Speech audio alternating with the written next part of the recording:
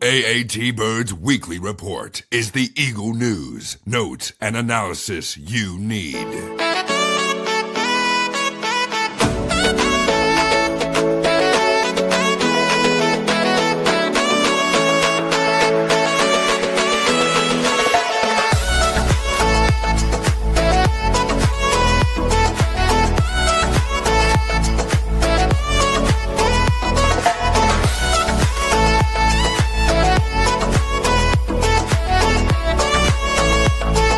All about the birds. It's all birds, all the time. And welcome to the AATBirds postgame recap. Eagles come out victorious 20-17 on a hard-fought, tough game. Every time we travel into Arrowhead and play against Patrick Mahomes, it's never easy. And the Chiefs defense had a great game plan for the Eagles. But Eagles come out on top 2-0 as the Kansas City Chiefs fall to 0-2. Matt, you're here as always. Join me, talk about this game. A lot to get into, but I want to start off here and let you take the floor with one of your favorite draft guys that you loved and the Eagles wind up taking in Andrew Makuba. Yeah, Makuba, what a game, man. First of all, kudos to the Chiefs. They had an amazing game plan, which is really what I expected the Super Bowl to look like. Something like this. It seems like Spags only has blitzes on his play card. I feel like it's just one play and it's just an all-out blitz. So kudos to the Chiefs for a good game, especially on defense. But yeah, Makuba, hell of a game for him. 6 tackles, half sack. Tackle for a loss, a pass defense, and then obviously that game-changing interception there off the drop by Kelsey in the end zone. Although I do have to give him some slack for getting chased down by a left tackle. It looked like he was running like a 4.1 at 360 pounds. So kudos to him for making a play. But come on, Drew, if you're listening, man, you gotta turn on the jets. Can't get tracked down by a left tackle like that. He took the angle. Yeah, no, hell of a game, though. Hell of a game. He just – and honestly, and we were talking about this before we came on the air here, but if he makes that tackle on that Mahomes scramble, you could call this a perfect game from Kuba.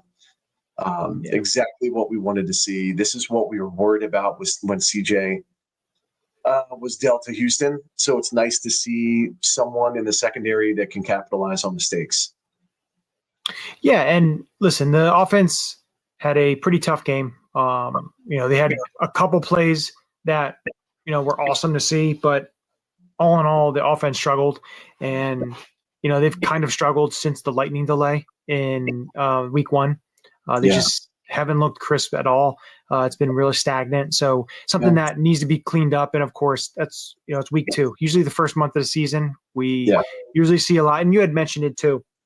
There really hasn't been much domination in looking at games. Yeah, some teams have scored a lot of points, but there hasn't been a total obliteration of but listen, the Lions welcome Ben Johnson back. I guess 50 burger. But no, I mean when you're talking about the Eagles, I was less talking about the NFL, but more. I mean, the entire NFL has been fairly slow, other than the Lions putting on 50 points today. But it has to do with this though, Matt.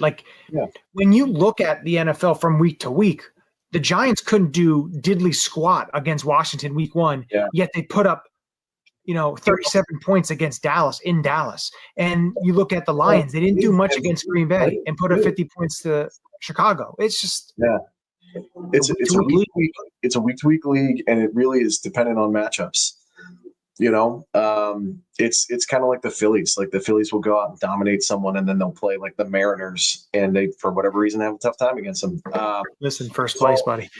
Yeah, well, we're in first place. I meant the Marlins. Sorry, not the Mariners. Gotcha. But it was a subconscious dig at you. Okay.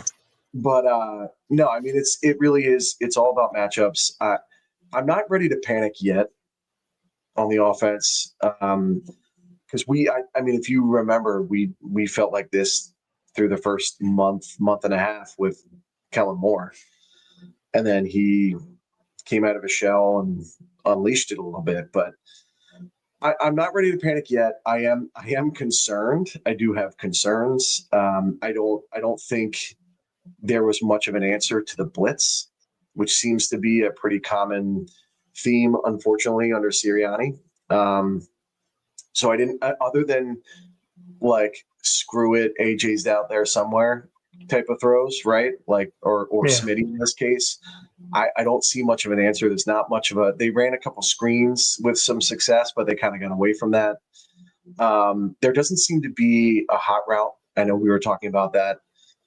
There doesn't seem to be that, hey, they're coming off the left edge and whoever that nearest receiver is should be hot and just sit in the zone or run a slant.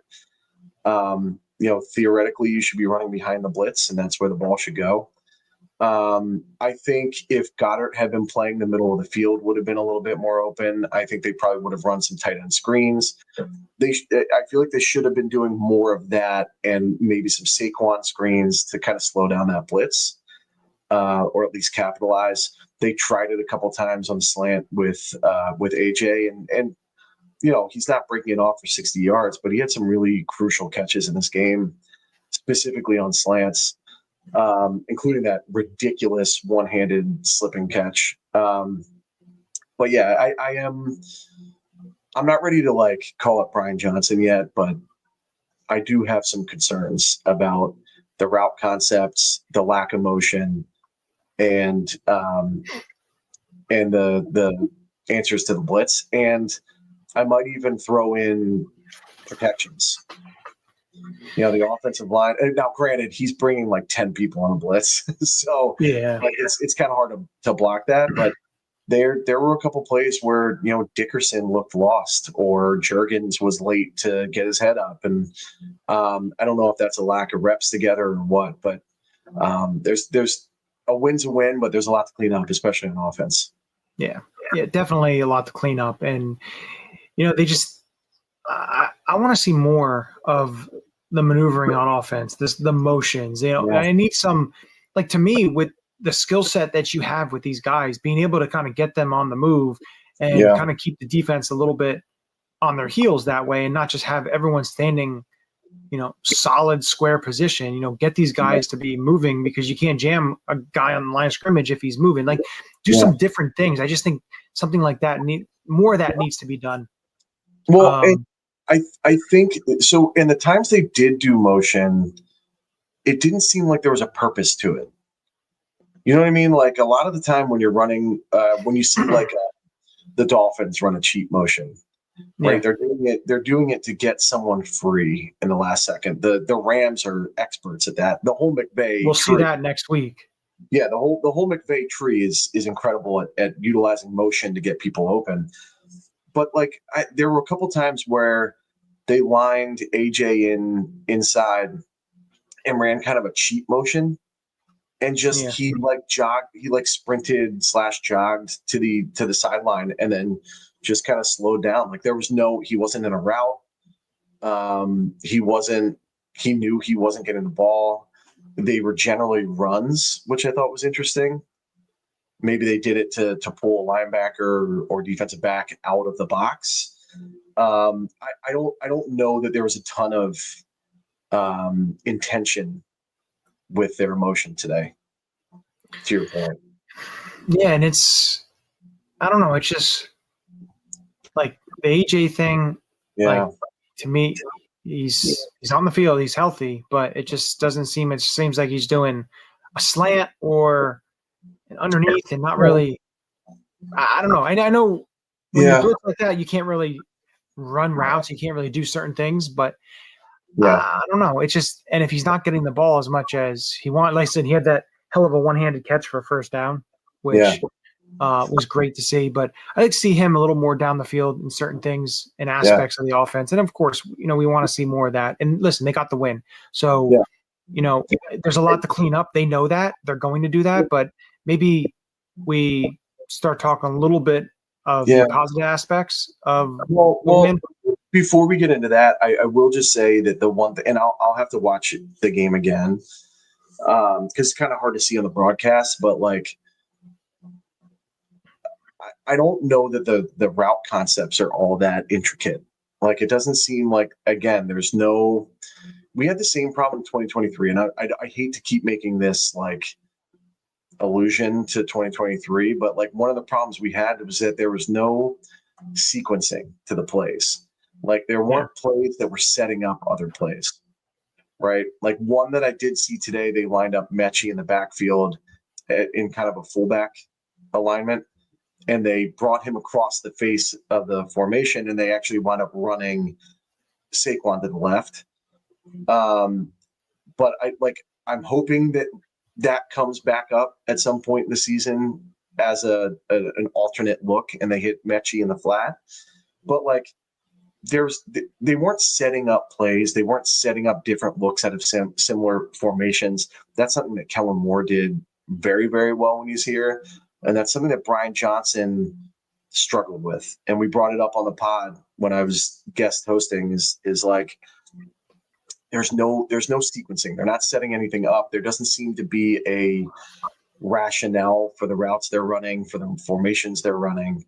And again, maybe it's just early, maybe I just didn't see it, but that was my takeaway from today, is there's no intentional method to their madness.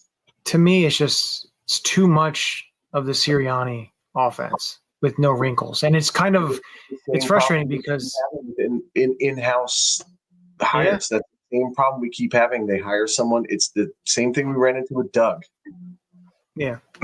Like, I don't know. I just need more creativity. Like you have all these talent. Like I understand you can only win with talent so much. Like if you can really manipulate these routes and manipulate these concepts and what you do and how you line up, it's going to make it even tougher for defenses to try to figure you out. So I need more of that. And hopefully as the season goes, we'll get more of that, because like, I don't want to, keep bringing it up, but you're going to have the media keep poking and prodding at AJ because of everything with last year. You're going to have it. If he doesn't have big games, you're going to see it this week. I tell you that right now, you're going to see it. And it's just, so we'll see, and we'll see what defenses do. If they keep the same aspect of what we've kind of seen, there's some stack boxes and playing some zone and, really, blitzing and throwing certain things around at the Eagles, because we know Tampa's going to do it in 2 weeks.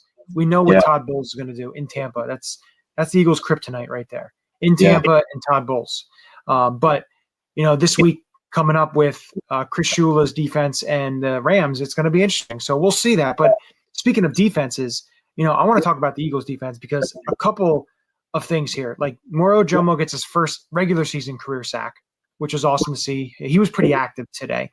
Of course, having Jalen Carter always helps as well. I'm hoping it was just some cramping for Jordan Davis. I don't know if it was. Okay, because to me that's what it kind of looked like, but it was 90 degrees there, so you expect that. We already talked about Makuba. I'm sure there's a tweak there in the hamstring, but I don't think it's anything that's going to keep him out. But we talked about Makuba and what he did on the field, and then Zadarius Smith had a couple of key tackles. He's filling that BG role. Like that's what they said, that veteran, savvy, pass rusher, playing every aspect of the defense. When the pass, the run, all that. He was active in the run game, man. He was very, very active. Two tackles for a loss, a couple quarterback hits, half a sack, and 4 tackles. Like he had a couple stops. I was pleasantly surprised with him and Uche, to be honest. Yeah. Uche had a nice tackle on a 3rd or 4th and 1, where he grabbed. I don't know if it was Pacheco or if it was Hunt, but he grabbed him from behind. I think it was Pacheco, but yeah, that was a hell of a play. He's really stepped up. And I think he's starting to get his 2022 version kind of back, which would be great to see for Philly. Now, of course, before the game, 2 defensive inactives were Ojulari again, and Obo was inactive as well. I think Obo to me stays for right now, but I think Ojulari is close to being on his way out. To not be active like we know why Patrick Johnson's active is because of the special teams value. So Yeah. he's going to be active for that. But after you guys at Darius Smith, and you're like we talked about on the game plan, the preview show, that Vic likes 3 to 4 guys rotation wise. He doesn't like to rotate 5, 6 guys in there. It's not what he does. So their 4 guys for rotation is Nolan, Jalix, Za'Darius, and Uche. And those are the guys right now. So it's going to be interesting to kind of see how that goes because the Eagles also have 52 men on the roster, active roster, not 53 with Cameron Williams IR. So this week's going to be interesting. Some more maneuvering that we'll probably get to talk about in Thursday's show. Wednesday or Thursday, whenever we decide to do it. Sure. But in the next show. But looking at the defense, I think the same questions still come up in terms of the secondary, and that's Adoree Jackson. Who played? He played much better than he did in week 1. He played much better. I will give him that. He did play much better than he played. He was absolutely dreadful against Dallas. It couldn't have gotten much worse, but he did play better. I will give him that. Yeah, I'll give him that, but it should have been expected with the receivers that he was going against. Yeah. Like, come on, like these aren't the CeeDee Lamb, George Pickens, and he's lucky that deep shot to Thornton wasn't caught. Yeah. So I still think there's a huge question mark when it comes to that, which we know about. So, but all in all, the defense I thought played well. They tackled well.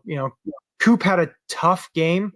Going up against Kelsey, a route that like he had a little bit, but he had a huge tackle, nice tackle, 1-on-1, which was great to see.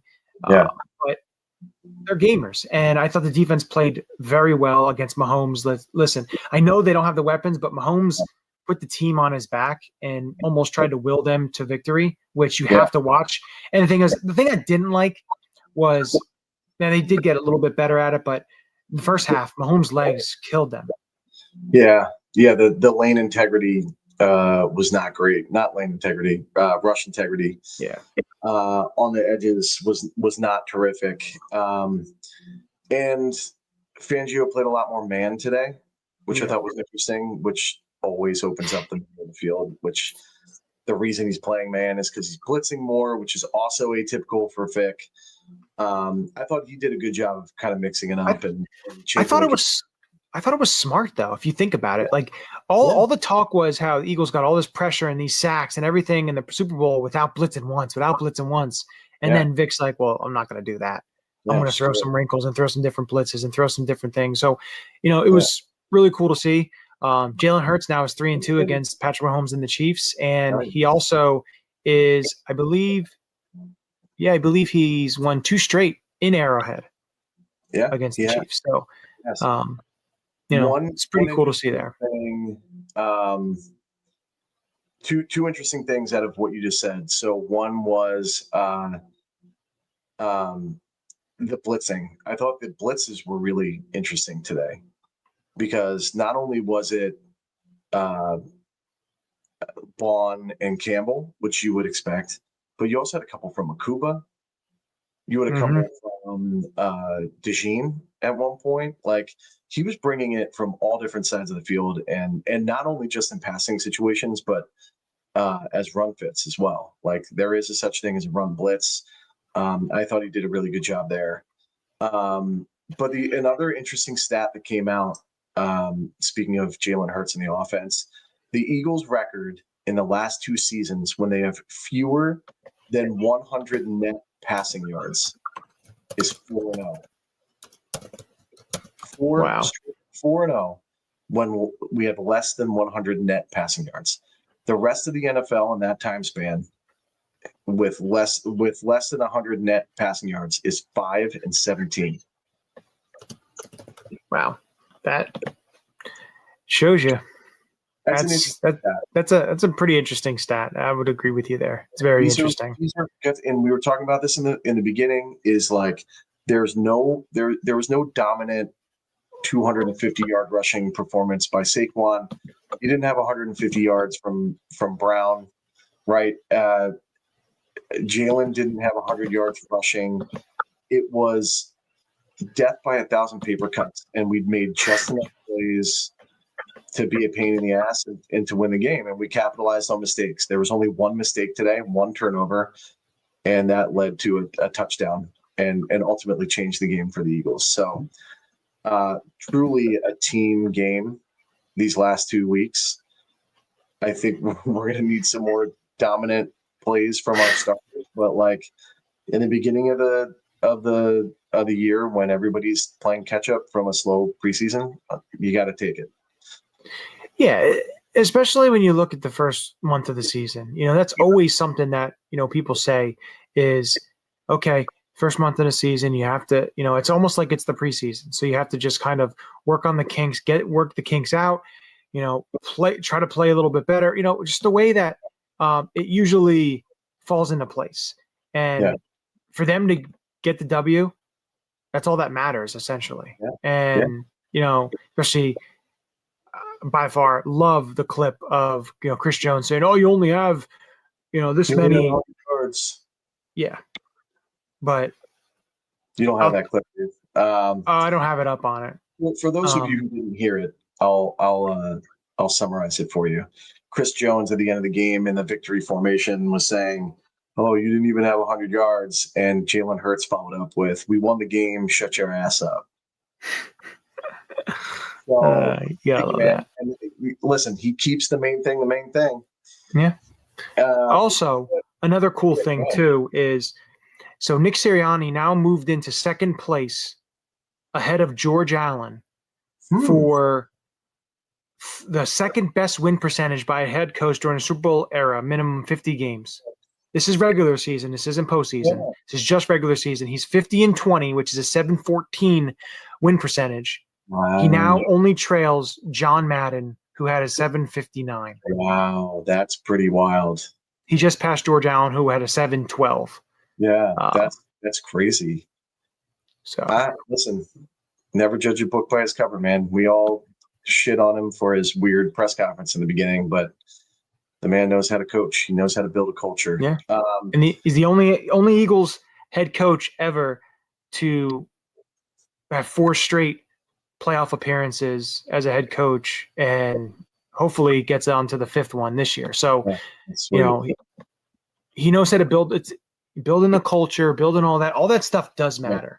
Yeah. And even going ahead and figuring out like what he did in 2021, where he gave up his play calling to Shane Steichen, and stuff like that shows it's about the common goal of it is winning football games, and that's what they want to do, and that's what they care about, and that's the culture they've instilled in this team, and that's kind of what it's about. And I saw another thing too that Jay Glazer had talked about on Fox this morning was that Sirianni sought out advice from Jimmy Johnson about back-to-back Super Bowls and everything, and Jimmy's thing was don't be complacent.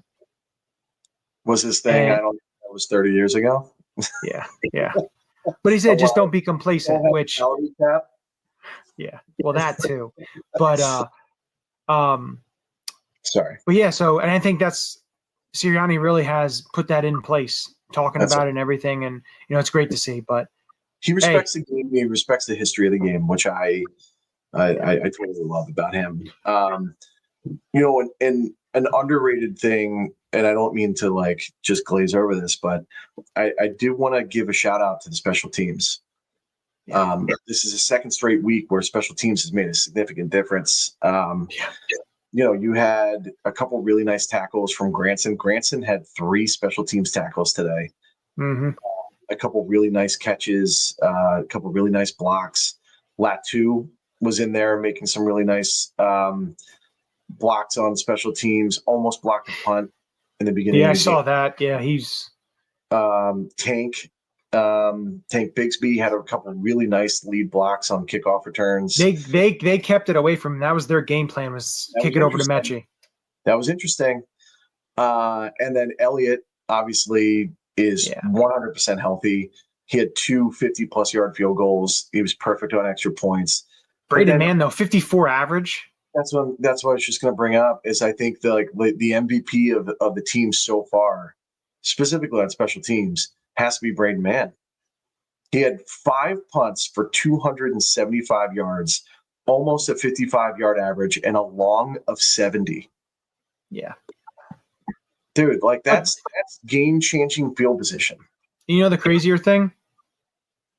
The Chiefs punter, Ariza, had a better average than I know. Man. It's crazy. Well, that dude's, I mean, we talked about him in the draft. Yeah. He's just a freak. It's unfortunate the way the beginning of his career played out, but good for him for punting the shit out of that ball because he was good. But man is he's an MVP in my book. I know I'm weird when it comes to this, but like his holds have been incredible. Yeah. He's done a really great job. His punts have been field flipping. I just need the next punter, whether it's him changing or whatever. I need my punters to change their number. They shouldn't have. They need to be in the 40s or in the high 30s. That's what punters should be numbered. If he's drilling 70-yard punts, he can wear whatever number he wants. I'm just saying. I have to throw a number thing in there always. I'm with you. He should be like number 39 or something. But hats off to special teams because they were a concern for me going into the regular season out of the preseason. And for the most part, they've done really well. Yeah, I would agree with you there. Just before we head out here, I want to bring up our predictions. We both had picked the Eagles, so we both get that correct. And then I want to bring up the Uleka locks. I had my Lehigh Mountain Hawks winning by 14 or more against your Duquesnes. That's what I'm going to call them. Duquesne. And 35-21. So they did win by 14 points. So I hit on that Uleka lock. So that's a W on that. My first Uleka lock of the year. This may be pretty a record. The earliest Uleka lock hit. Usually it's not the greatest. You, unfortunately, you missed. You had 3 sacks, 3 or more sacks, 1 turnover, and under 30 points for Kansas City. I said 2 or more sacks. And you said 3. I'm pretty sure I said 2. We'll go with 3. We'll go with 3. I had 2 sacks, and what was the other one? 1 turnover, which Makuba interception, and under 30 points. They had 17. So there you go. That was pretty good. Wasn't bad. Close. Pretty good. This isn't horseshoes. So I'm pretty sure I said 2, but it's all right. It's all right. You go back and listen to the tape. We'll go back and listen. I'm going to throw a challenge flag. Okay, you could do that. Throw it as far as Sirianni.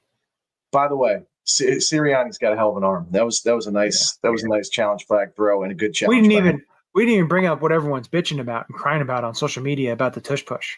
Yeah, there's no need to because it happened. It is what it is. Yeah, cry more. I don't know what to say.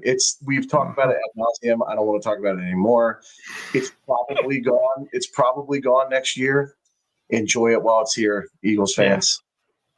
Because now the refs are bitching about it. So yeah, bitch and moan. Can we talk about how they didn't use the electronic measuring? They used it once. You mean till the end? Yeah, they were just like, we're close enough. There were a couple times where I thought Hurts very clearly had a first down. Yeah, and they were just like, my eyeballs say. What about the touchdown? Or the non-touchdown? The ball was over the plane. His knee wasn't there. The ball was right there. What are we doing? There was a touchdown and a first down that were very clearly right down the line. Very clearly see that the ball is in his right arm over the line, and they. Nothing. To me, it's just comical. All the bitching and complaining. I absolutely love it. And Chiefs fans, I'm sorry if there's Chiefs fans listening to this. I don't want to hear anything about officiating because you guys have had 6 years of officiating bliss. Yeah, Mahomes is jersey swapping with the head ref after games. Let's pump the brakes there, Chiefs fans. Yeah, you're gonna have all those people complaining, and you know what? Let them complain. It is what it is. And first 3, I don't know, did we talk about this? This is the first time the Chiefs have lost 3 straight games in the Mahomes era. And the first time in a while that they've lost 2 straight. Yeah, and Jalen Hurts has beaten Mahomes 3 straight times, which the only quarterback to do that so far is Joe Burrow. So it's tough day for Joey B. Yeah, it's a tough day for him. But the the other thing too was this was the first matchup between two quarterbacks who have beaten each other in the Super Bowl. Yeah, I saw that. That's pretty wild. Yeah. It's crazy that is I mean, when you think about it, it's probably pretty rare. Right? It is very rare. And also other twice, first of all. And that they win, each one of them wins. So that is pretty interesting. And it's also the first time an AFC, NFC non-conference has played 5 straight seasons. Yeah. Sirianni was talking about the Chiefs earlier in the year, I think, how they treat them like a divisional opponent because they play them every year. So the next time they play them, I don't believe they're on the slate to play them next year because it doesn't like, they played them this year because they both finished first in the division last year. So they don't play them this year. They play them in Philadelphia in 2029. When's the last time they played in Philadelphia? 2028, sorry. 2028, they play in Philadelphia. And I believe there's a chance they could play them again in Kansas City because it's the AFC in 2027, I believe. Just funny how it always falls at an AFC West team. Like it's never AFC West team comes here. Like it's just weird. They played them a lot in Kansas City. Last time they played in Philly was 2021. Hurts' rookie year. Or not rookie, his second year. Yeah, this is Google AI is saying 2023, but that was in Kansas City. Yeah, 2023 was in Kansas City. So I usually look at like future Eagles opponents. FB Schedules usually has a really great breakdown. So the Eagles 2026, they play an AFC North team at home, and they play the AFC South. So there's no way to play them unless they play them in the Super Bowl. And then in 2027, there's a potential to play them at an AFC West. They both finish in the same position. And then in 2028, no, you know what? Yeah. 2029 is when they play them next in Philly. So they can only play them one time, which is 2027. So there'll be a little bit of a break unless they play them in the Super Bowl, of course, but it's just some interesting facts and some tidbits and everything like that. Yeah, but that's interesting. With that, we'll end it here. We'll return back with the game plan, AATBirds game plan against the LA Rams. Both 2-0. So it's going to be a tough game there. But with that, as we always end it, go Birds. Birds. This is Matt Ware. Hey, for all the Eagle content you need, go follow All About the Birds. They do a damn thing. Check them out. Hey Eagles fans, I may be in Tampa, but I know where to find the best Eagles content out there. Check out my friends at All About the Birds. Philadelphia, what's up? This your boy Freddie Mitchell, a.k.a. Fred X. It's all about the bird. All birds all the time. All birds all the time. All About the Birds provides you with weekly analysis, game recaps, informative interviews, and it's all birds all the time.